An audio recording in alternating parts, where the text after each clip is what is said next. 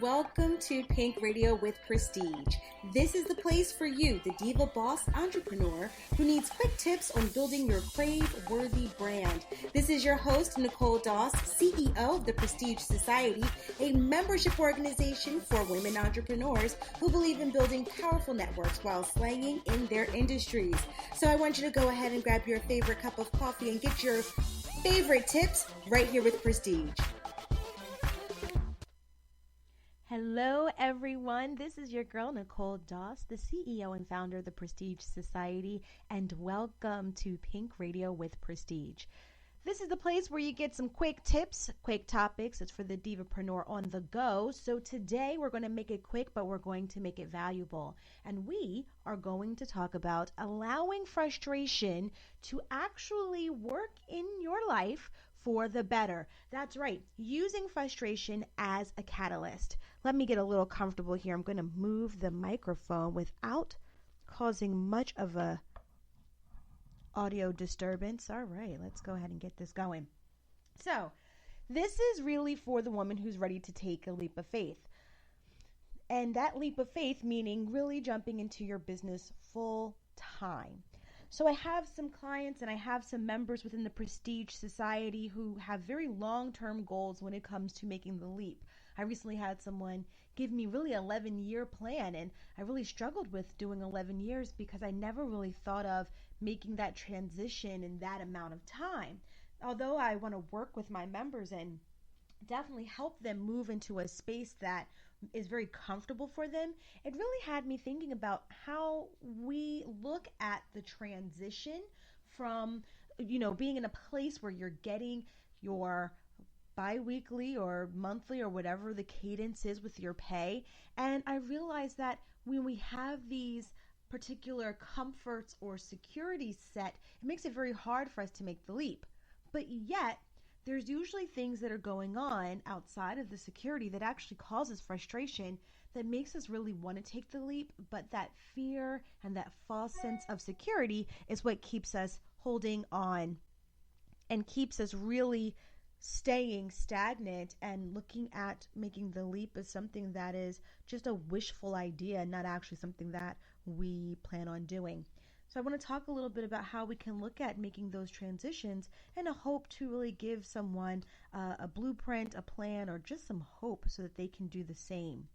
The first thing I'll say is that if you're in a position, let's say you're working at your job and you're really frustrated, and frustration can come from anything from working in a culture that you feel is not conducive to who you are as an individual, working in a dead-end job where you feel that upward mobility is not something that you will get, working in a job where you feel like your earning potential has really come to a point where it's just capped and you don't feel that with your skill set or that within the industry that you're in, you're able to really exceed the salary that you are in at this time. If any of these frustrations or more are some of the reasons why you're just like, wow, I really wish I can jump into my own business and really make it thrive, I'm going to ask that you look at this in a way of looking for another job. Now, normally, if you're frustrated with your job, now I don't know about you out there, but me, I usually only stay in a place within about 2 years before I make a jump to another position, only because if the money's not right, if the politics is getting on my last nerve, if I feel that the culture is not really fitting for who I am, then I usually take the leap. And I remember when I used to go on interviews, that being actually one of the comments, because it would show that I would only stay in a position probably about anywhere from a little over a year to 2 years. It's just who I was, and I wasn't going to be apologetic for it. So with that, I figured that maybe if we looked at making the transition in the same standpoint that we do and looking for another job when we're frustrated with our position, then it would make the transition and the leap a little less scary. So let's talk about some 3 ways that you can go ahead and do that. So when you're looking for a job and you're looking for a brand new job, you're usually every day going online looking for opportunities, right? So let's make that the first note. Look for opportunities.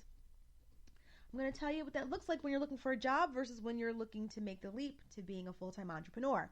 So when you're looking for this for your job, what you're doing is you're going online, you're typing in the title that you want, you're looking at the job descriptions, and then you may try to look to see if the salary is actually involved or listed in the job description. So let's talk about how that looks when you are an entrepreneur. So if you know already what it is that you want to do, so let's take first the entrepreneur who wants to work for themselves but doesn't necessarily have a brand in place. You got a lot more work than the others, but it's still doable. So let's talk about what this looks like for you. So you're going to look for what it is that you want to do. So create your job title. What is it that you want to do? Look at the earning potential with it. So let's say you're an accountant and you want to go into bookkeeping for other businesses.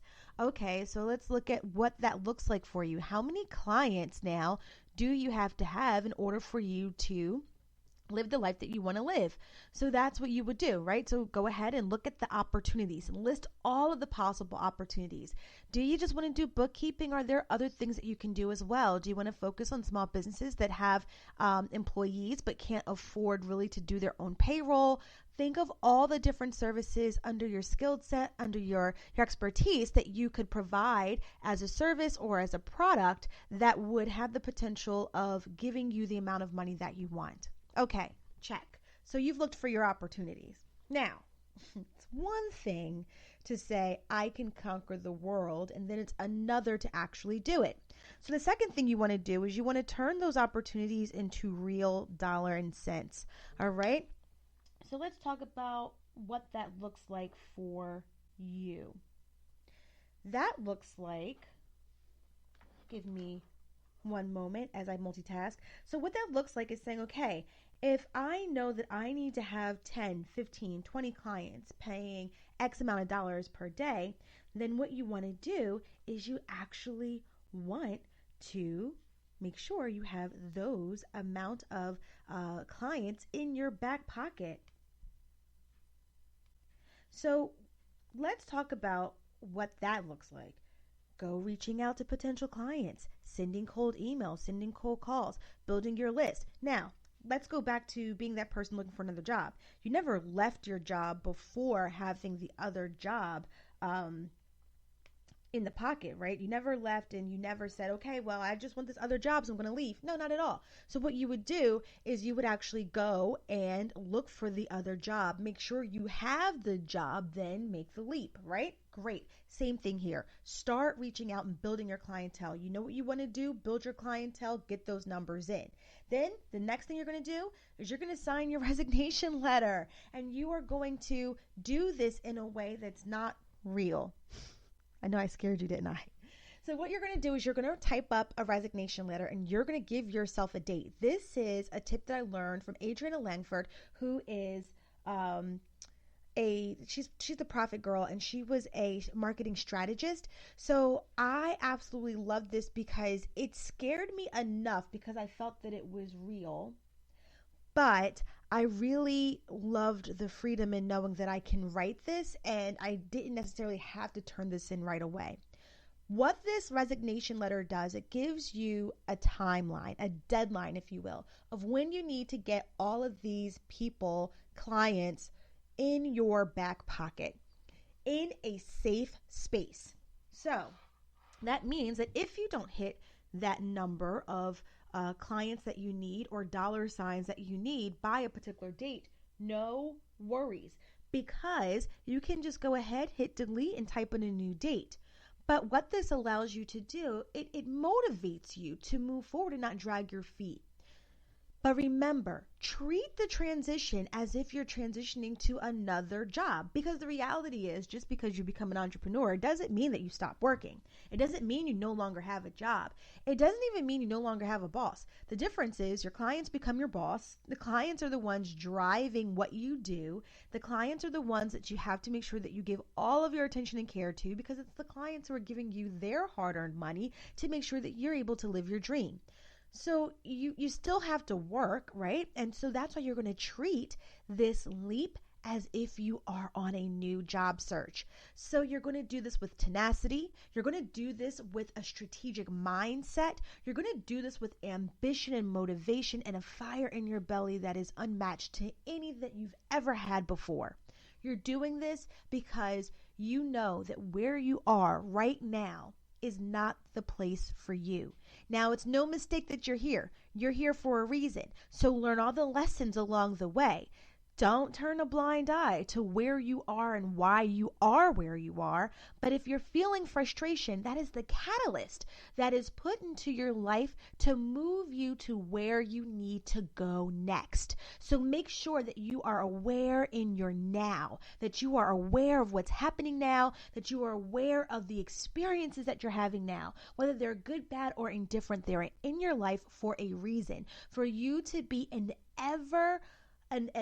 never ending student of life and a never ending student of just experiences in general. So what you want to do is first look for opportunities, right? So what is it that you want to do? And even if you already have a business, a brand that you're already cultivating or you're already working on, make sure that you're still looking for opportunities. And what that looks like for you is making sure that you are having or capturing all of the different streams possible with your brand. Even more importantly, not doing the nickel and dime. Don't just try to do these really small jobs. Really, what are some of the big things that you can take on? Who can help you get there and start working on that ASAP?